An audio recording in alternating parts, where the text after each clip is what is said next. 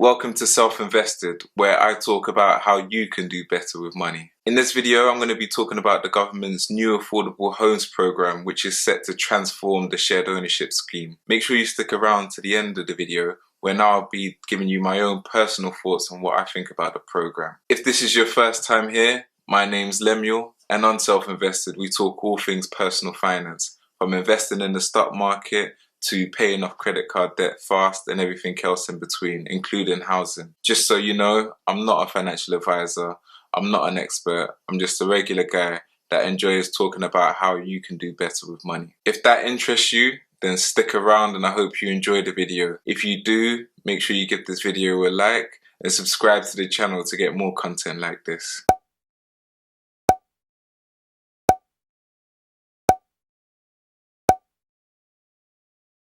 So what is the new Affordable Homes Programme? Well, it's an £11.5 billion investment that was announced by the government to revamp the shared ownership scheme to make it more attractive and more accessible to prospective buyers. So why has the government made these changes? According to the government, these changes have come about after a consultation that they carried out last year.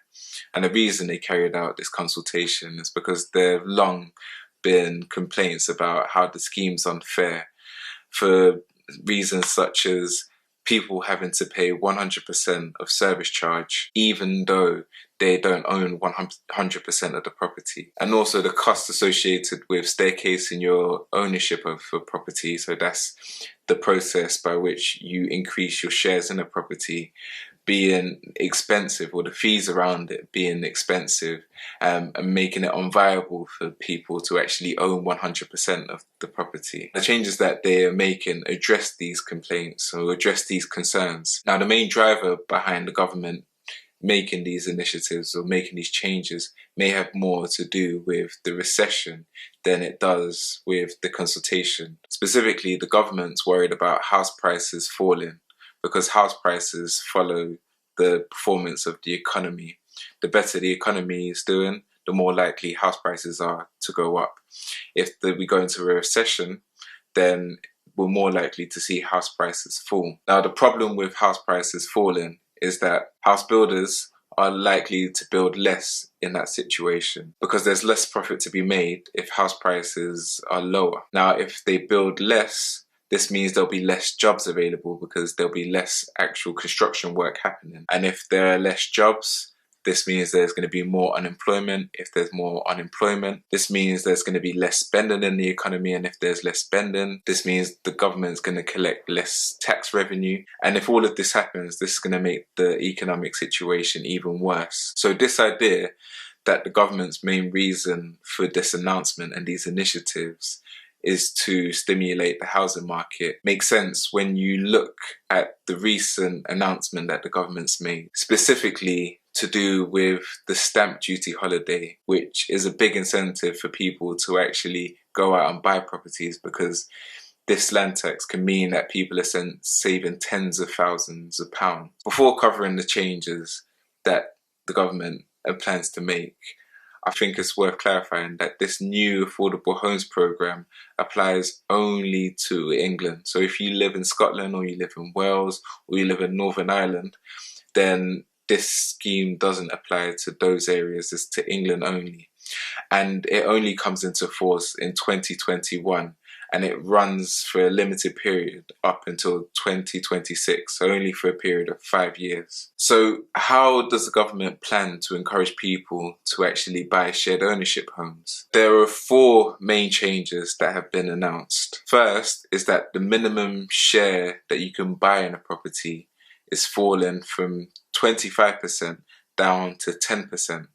This means that it's going to be a lot more accessible to people on lower incomes to actually buy into the shared ownership scheme. For example, at the moment, if you're buying a £400,000 property, the minimum share that you can buy in that property is 25%. This means the minimum share that you can buy is worth £100,000. To pay for the £100,000 share that you're buying, you'll need to take out a mortgage, and to secure a mortgage to buy that share of the property, you'll need to have at least a 5% deposit. 5% of 100,000 is £5,000, but also you'll need to have enough income to pay back the mortgage payments on that share of the property that you're buying. Now, with the minimum threshold falling from 25% to 10%, the minimum share of the property you'd be able to buy would be worth £40,000.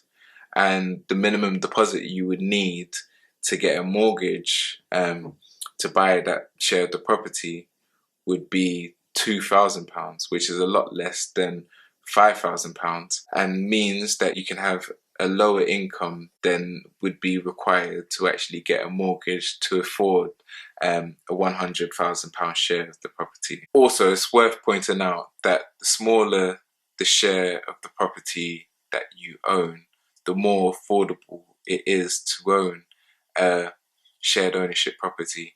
This is because you pay a subsidised rent on the share of the property that you don't own. So on the share of the property that you do own, you'll be paying a mortgage, which will be at open market rate. But on the share of the property that you don't own, you'll be paying a subsidised rent, which is going to be lower than the rent that you'd be paying in the open market. So if you own 25% of a property, which is the current minimum that you can own, you'd be paying the subsidised rent on 75% of the property.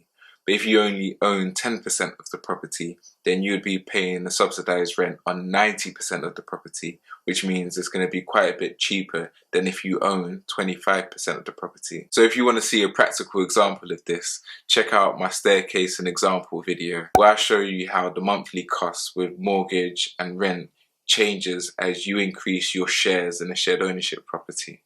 You can find a link to it down in the description below. The second change that's been announced is that the minimum amount you can increase your shares in the property after you've bought a shared ownership property is falling from 10% down to 1%.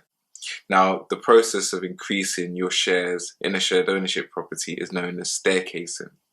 Now, the minimum percentage that you can usually staircase your ownership in a shared ownership property is 10%. By lowering it to 1%, this makes it easier or more affordable for people to actually increase their shares in a property. If you have watched one of my previous videos on shared ownership, you know that there are fees associated with increasing your shares in a property under the shared ownership scheme. In my staircasing example video, I show you that these costs are typically around £2,000. Now, according to the announcement from the government, they plan to heavily reduce these fees to make it more affordable for you to increase your shares in your shared ownership property. Now, they haven't said exactly what that amount is going to be, how much they're going to reduce it by what percentage. But the fact they're saying it's going to be heavily reduced, by the sounds of it, it's going to be a lot more affordable than it currently is to actually increase your shares. But we won't know until the government actually provide more details. Now, the other thing that they haven't announced is whether they're going to increase the limit on the number of times that you can staircase your ownership in a property. As I said in my previous videos, the number of times you can increase your shares in a shared ownership property is usually limited to 3 times. But if they're lowering the amount that you can staircase your ownership in a property down to 1%, this means that people are likely to actually increase their ownership in a property in smaller chunks. Now, if they do this means that they're probably going to want to staircase the ownership in a property a lot more than 3 times. The third announcement that the government made was that repairs and maintenance will be covered by the landlord for the first 10 years that you live in your shared ownership property. Now, this is likely to be a major advantage over the current scheme. They haven't been entirely clear on whether this maintenance applies to service charge that you pay monthly or quarterly. Now, service charge is a fee that you pay to maintain your shared areas, your communal areas, so your hallways, your lifts, your gardens, and your external building. From the government's announcement, these costs could potentially be covered by the landlord for a period of 10 years.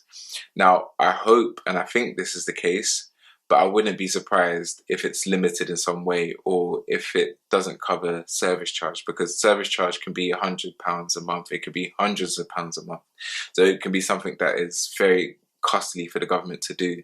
But the government are investing 11.5 billion into this program, but we need to wait and find out what the exact details are. The fourth change that's been announced is that any social tenant, so that's any tenant of a housing association, will have the right to buy their property through the shared ownership scheme. Now, this builds on the right to buy scheme, where currently anyone that lives in a housing association home has the ability to buy that home after a certain period of time. With this announcement, it means that if you live in a shared ownership home and you wouldn't be able to buy your property outright, you'll be able to take advantage of the shared ownership scheme and buy a portion of your housing association home. Now, it's not clear if you'll benefit from the same discounts as you would when you buy your housing association property outright, but I think it's very likely that there will be some sort of discount for social tenants. So what do I think of this program and this announcement that the government's made? Well, I think that if you were interested in a shared ownership property, that this announcement is a good reason to wait until next year, because if you do buy a shared ownership property now, you risk missing out on some major benefits such as your repair and maintenance costs being covered by the landlord for a period of 10 years. The other thing to think about is that with the recession that we're in, it's more likely than not that house prices are going to fall, despite all of the action that the government has taken to try and prop up house prices, especially once the stamp duty holiday passes. And with the impact of the recession and everything that's happened taking effect, which is going to be more apparent next year, I think you're more likely to see house prices fall and there'll be better deals to get out then. I also think that there may be an issue with the ability for people to borrow.